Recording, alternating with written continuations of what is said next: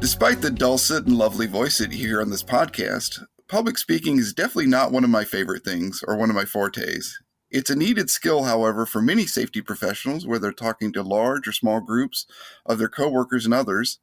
For tips on how to improve or develop the skill, we're speaking to communications professional and NSC advocate John Capecci. John, thank you for joining us on the safe side. Thank you so much for having me. No problem. What makes safety professionals and others so uneasy about public speaking? Well, I think it has something to do with being human. You probably know, and your listeners probably are familiar with the attitude surveys that come out every so often and ask, what are Americans' top fears? And public speaking is always there in, 1, 2, or 3 spot. And I think that in itself is useful to know that you're not alone in this. If you feel an anxiety or reticence about public speaking, it is a human element. But everyone comes to it differently. So let's take that apart a little bit. For me, what I find when I'm working with speakers and people who are improving their public speaking skills, it comes down to 2 things. And then one other thing that I think might be particular to safety professionals. The first is it's the fear of the unknown. When you think about all of the questions that come to mind before you speak to an audience, where do I start? How much should I say? How much time do I have? Who's going to be in the room? What do they know? What if I forget what I'm going to say? Where am I going to be standing? How much time do I have? What are the first words out of my mouth? What are the last words? All of these questions that you don't know can build up. And I think that's where a lot of the uneasiness is about public speaking. So when I'm working with speakers, what we're really trying to do is to take away the unknown. How many of those questions can we answer before we get into whatever space, wherever you're speaking, to find out, who is going to be there? What is the level of information that they already have? Do I know where I need to come in? How am I going to start? What are the first words out of my mouth? So the more you can answer those questions and really think about those unknowns, it really goes a long way in building your confidence and comfort level before you actually get into a speaking situation. So the fear of the unknown. The second is that this is a vulnerable space when you are responsible for delivering a message, whether it's to inform an audience or persuade an audience. That's a lot of responsibility. And I think we feel that as speakers.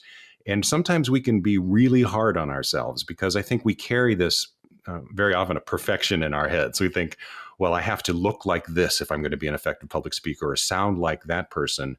Or what if I stumble? What if I forget and the whole thing's going to be blown? And we can be really hard on ourselves when you're in that space, in that vulnerable space. So part of what you'll hear me talk about today is getting into the right mindset and getting into the right headspace is a lot of what it takes to feel more comfortable public speaking.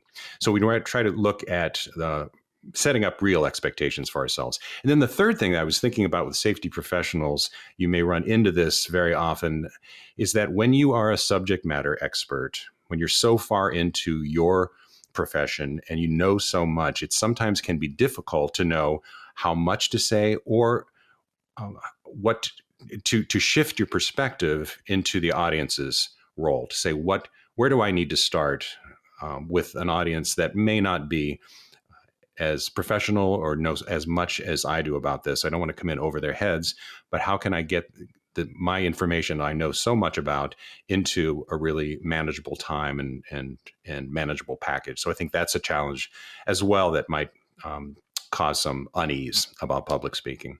And then don't even get me started with remote presentations.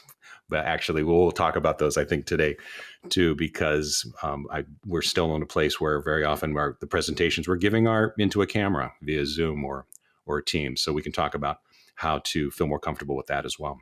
So, John, what are some basic tips for safety professionals who want to improve their public speaking abilities?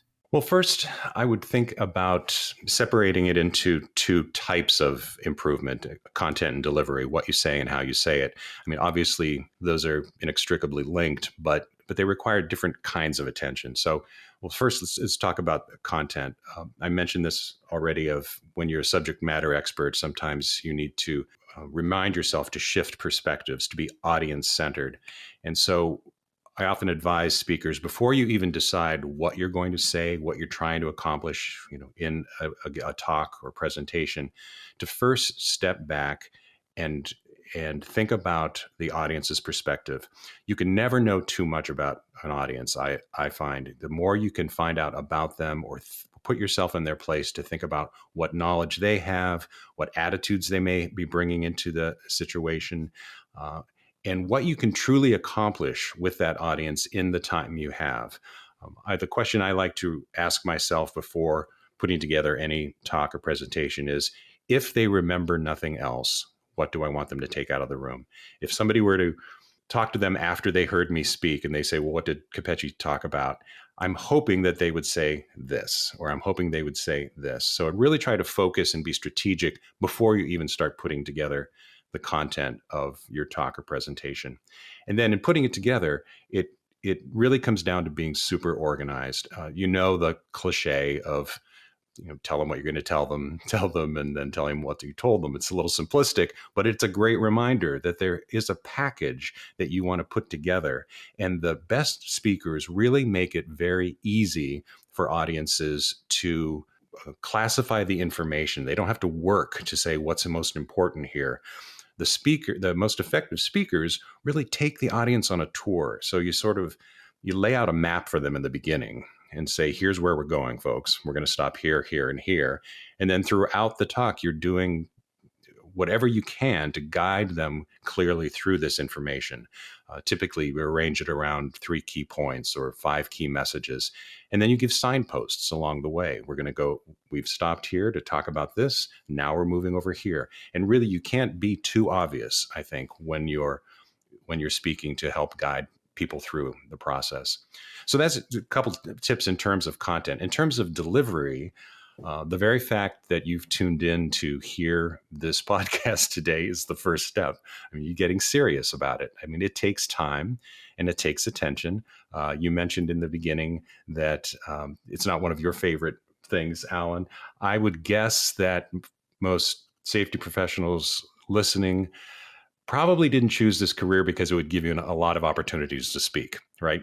But still, it's an important part of the career and life. So to get serious about it, to really think about how much time am I going to devote to this very necessary skill?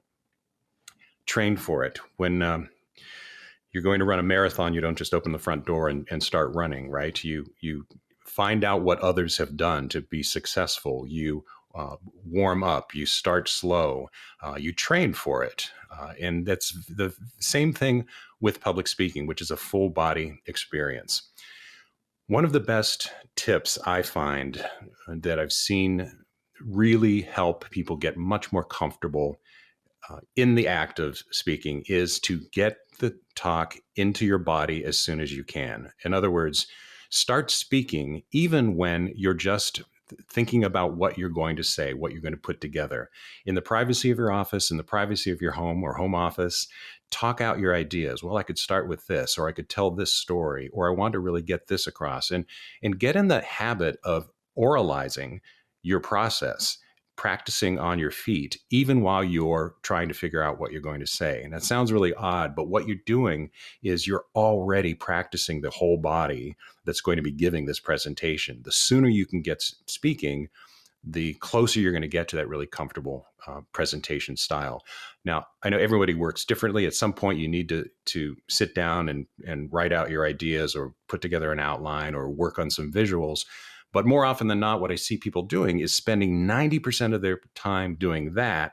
And then, okay, now I'm going to get up on my feet and try it. So that's the last 10% is actually the most important part, is getting that voice and body comfortable. If you start speaking it earlier, you're actually practicing and warming up your entire tool, which is your voice, your body, your expressions early on. Another tip is to get as close to the actual speaking situation as possible, to first of all know as much as you can about if it's an actual space, what that space is going to be like, if you can get into it, to take a look at it. So you have that in mind as you're preparing. Same thing goes with virtual platforms as well, to know the technology. As you mentioned, we all probably know a lot more about this technology than we ever dreamed we would. Still, to get really comfortable with the platform, whether it's Zoom or Teams, know what the rules of engagement are, if people are going to be using the chat box or are they going to be on camera, to really know, again, just as you would want to know how much or where you're standing in an actual room and where the audience is going to be, to ask those questions also of the remote platform as well. Am I going to be able to see faces? Are they going to have the opportunity to interact? Am I going to be using any of the tools of that platform and practicing with that as well?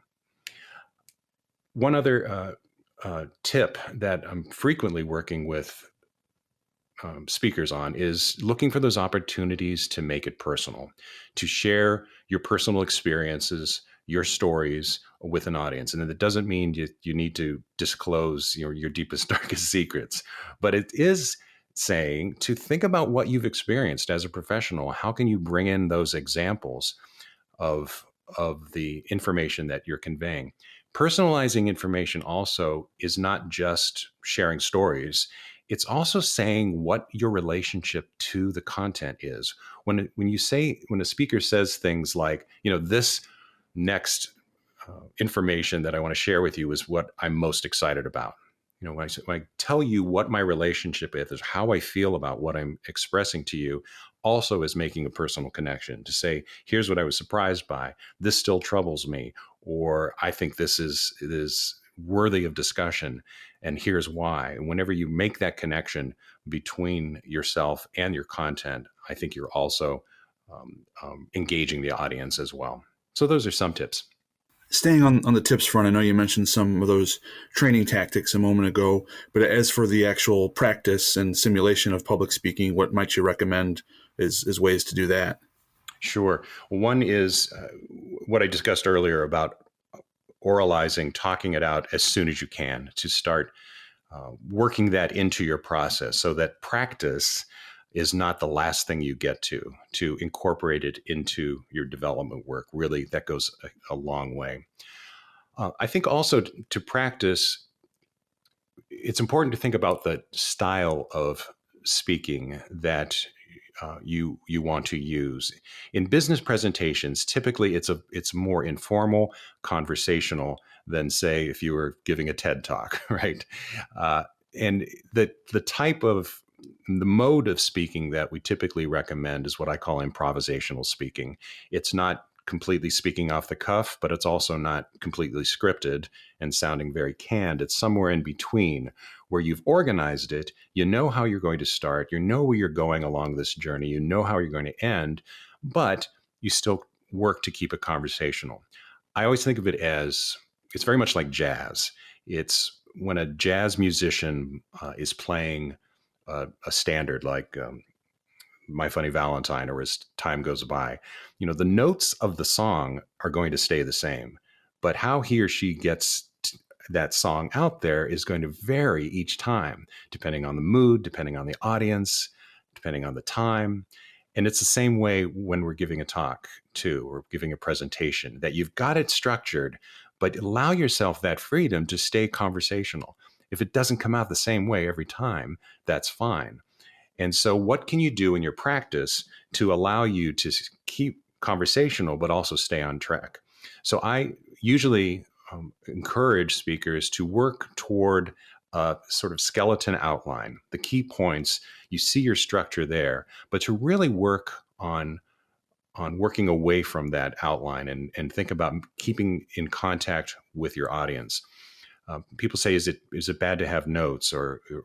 And I say, absolutely not. It's not bad. You should take with you everything you need in order to stay on topic, but also stay focused with the audience.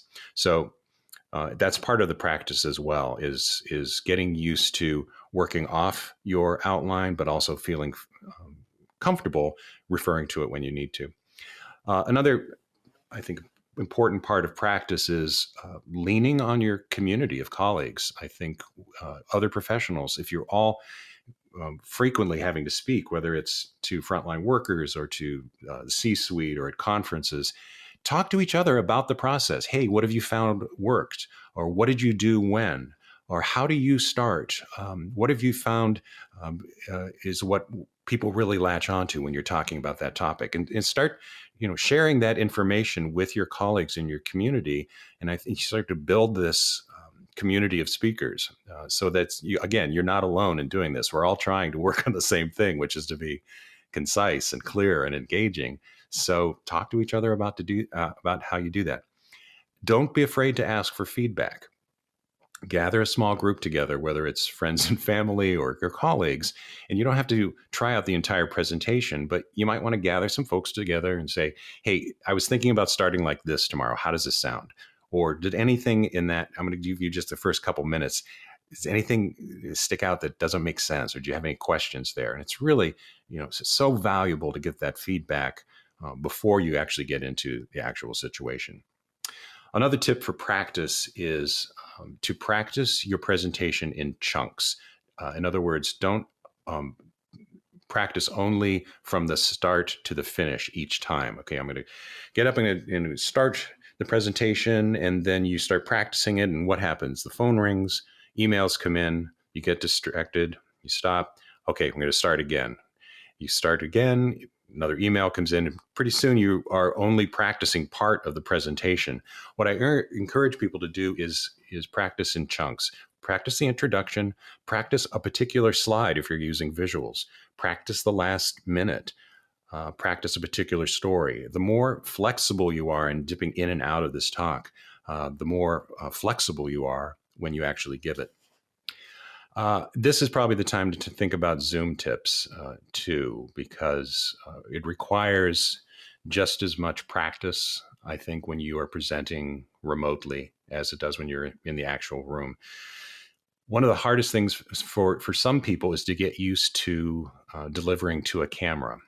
And you may have other things to look at on your screen, or you may have notes with you there, but to really take the time to practice looking directly into the camera. You don't have to do it the entire time, but to make that your default, where as often as you can, to speak to that camera as though it is the other person on the other side of it.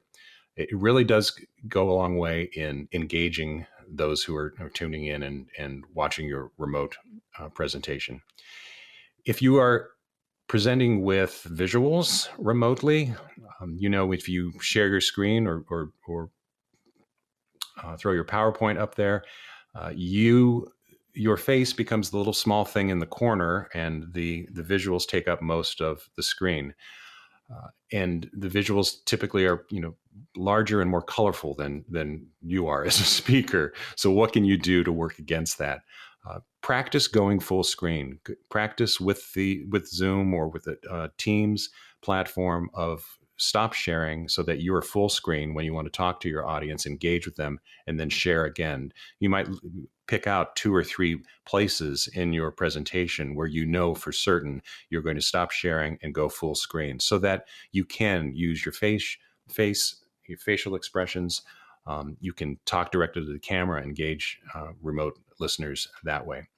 Of course, think about everything around you as well, what that shot of you looks like. Typically, we bring the camera just a little bit higher than eye level, and think about what your set looks like behind you. You've all been in enough Zoom meetings to know now when your attention wanders, it might go to the bookshelf behind the speaker and try to figure out, oh, do I have that book? What is that?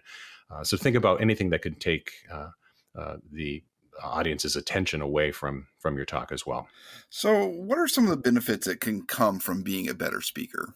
I was thinking about this personally, like over the years, how have I benefited, or what have I enjoyed? And it came down to 2 things. One is the personal gratification that you have when you know that you've made a connection, when you see heads nod or eyebrows rise, or people stay after and actually ask questions and are engaged in your topic. I mean, that the gratification of that there's really nothing like it, to know that you've landed and you've actually made a difference, whether it's imparting information or getting people to think differently about something. But certainly another benefit of being a more comfortable, confident speaker is you'll be asked to speak more often. You'll be asked to lead. People do are attracted to someone who is confident and clear in their communication. So you're building your personal ethos, but also your professional ethos. We look to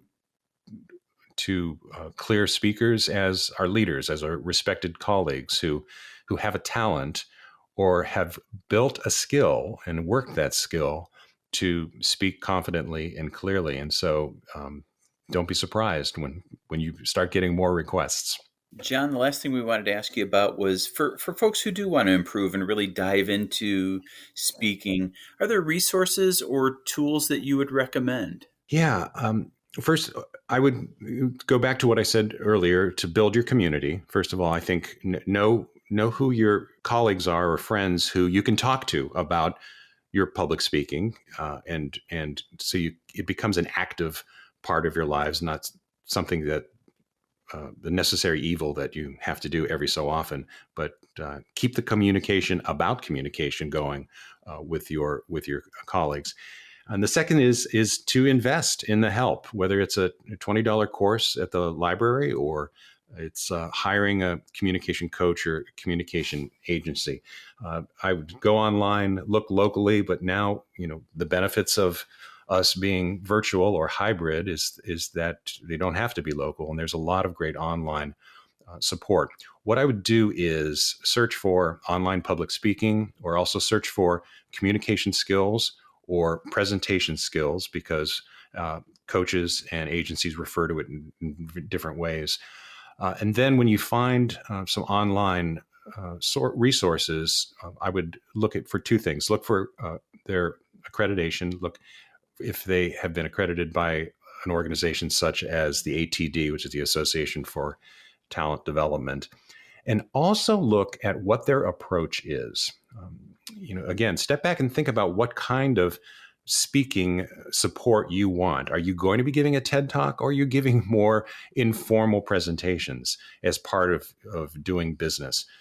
The reason I say this is that as you look across various agencies or coaches you might find online, you'll see that each has a slightly different emphasis.